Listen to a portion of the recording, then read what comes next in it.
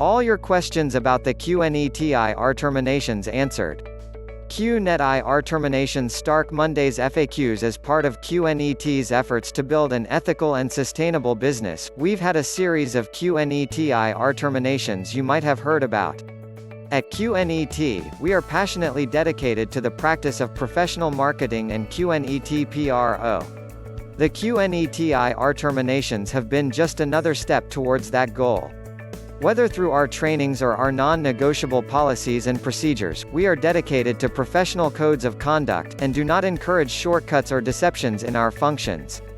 At QNET, we take pride in giving people the opportunity to take charge of their lives, be it through our world-class life-enhancing products, or our proven business opportunity. Since 1998, QNET has built a global community of customers and distributors spread across the Middle East, Africa, Asia and Europe, and we have helped develop micro-entrepreneurs in some of the most promising economies.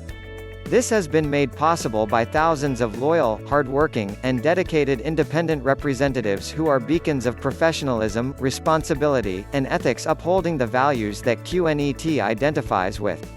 However, there have also been small pockets of IRs in various countries whose conduct has been a serious cause of concern to QNET.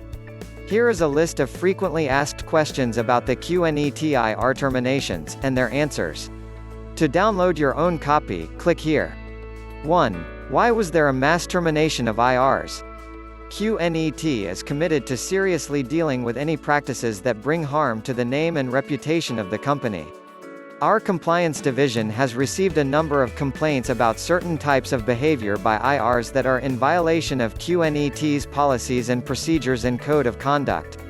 Based on the internal investigation reports, in the first batch, we have identified a total of 409 IRs from 22 countries who have been found in violation of various policies. These cases have been investigated and vetted by all key stakeholders. We decided to take this extreme step of mass termination in order to send a serious message to everyone that QNET has a zero-tolerance policy towards unprofessional and unethical practices. As our investigations continue, we will be announcing more and more such terminations publicly.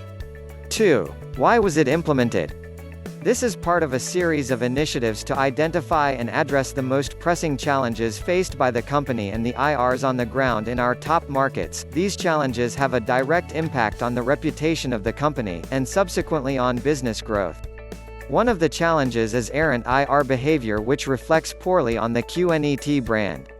By terminating IRs, we are able to remove them from our system, preventing them from doing further damage. 3. When will it be implemented? The first phase was rolled out on the 24th of February, but this is part of the company's commitment to running an ethical and sustainable business, and to help frame the correct and desired behavior in the network.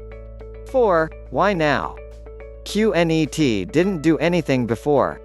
QNET has always addressed complaints received about violations and has taken appropriate disciplinary action, be it suspensions, or blocking of access to the virtual office or Q account, or terminations. Over the years, we have taken action against hundreds of IRs all over the world.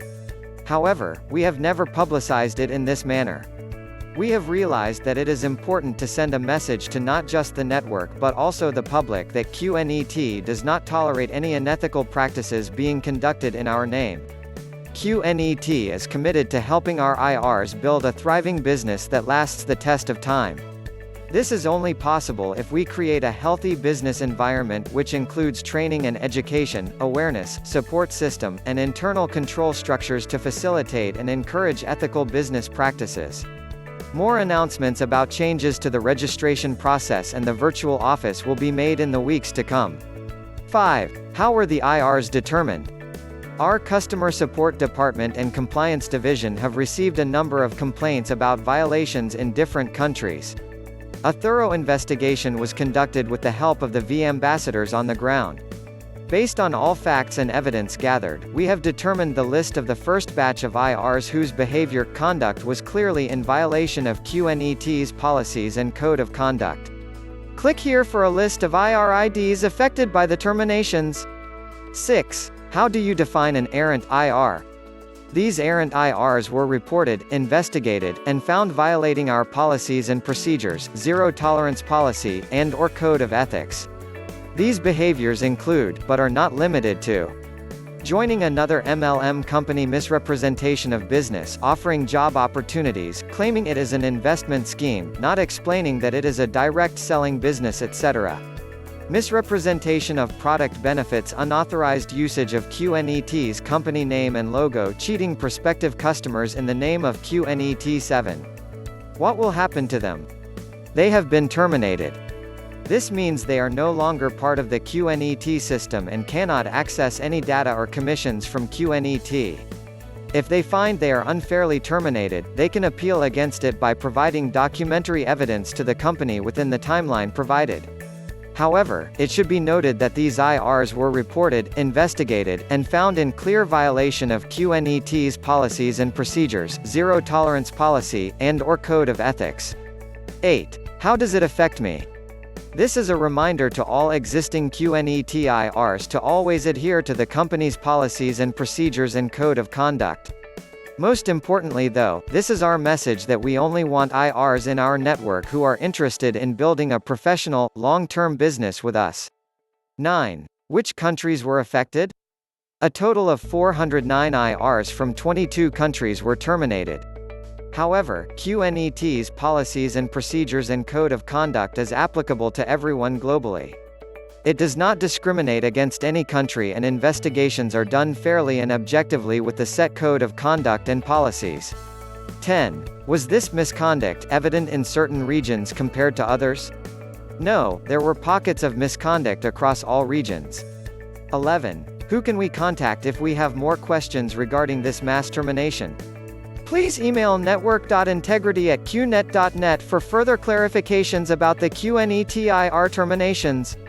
Thanks for watching our videos. Please like this video. Also please share this video, subscribe this channel. Also don't forget to press bell icon so you can get notification of our latest video. Thanks for your love and support to grow our channel. Check out our more videos here.